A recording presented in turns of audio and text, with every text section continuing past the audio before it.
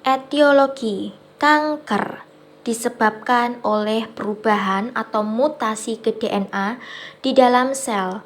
DNA di dalam sel dikemas menjadi sejumlah besar gen individu.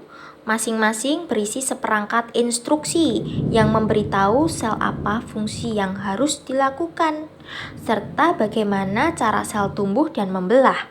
Kesalahan dalam instruksi dapat menyebabkan sel berhenti berfungsi normal dan memungkinkan sel menjadi kanker. Lebih lanjut, mutasi gen dapat menginstruksikan sel yang sehat untuk yang pertama, memicu pertumbuhan abnormal atau lebih cepat.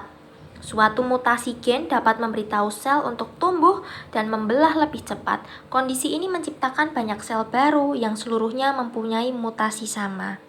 Yang kedua, gagal menghentikan pertumbuhan sel yang tidak terkendali.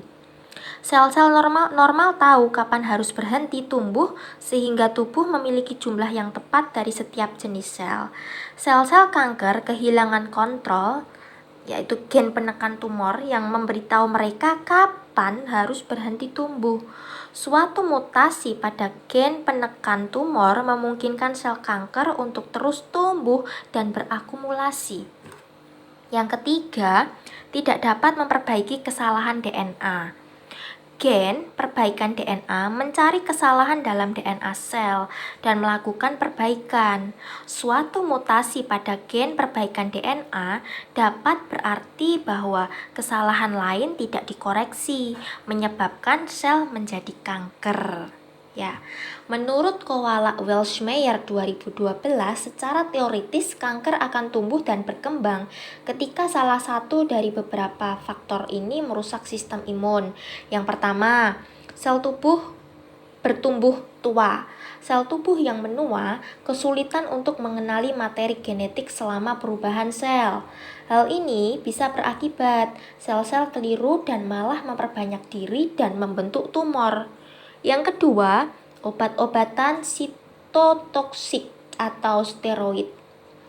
Produksi antibodi dapat terhambat karena penggunaan kedua jenis obat tersebut.